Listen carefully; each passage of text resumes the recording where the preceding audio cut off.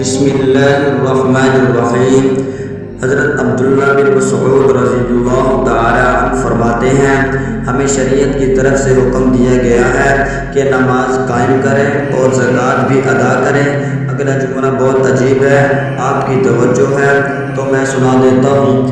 حضرت عبداللہ بن مسعود رضی اللہ تعالی عنہ فرماتے ہیں، جو آدمی اپنے مال کی زکوٰۃ ادا نہیں کرتا اس کی کوئی نماز نہیں۔ نماز پڑھ لی اور ہم خوش ہو گئے، جی ہم نمازی ہیں، زکوٰۃ والے فریضے کی پرواہ نہیں۔ بڑے بڑے دیندار لوگ اس فریضے کا خیال نہیں رکھتے۔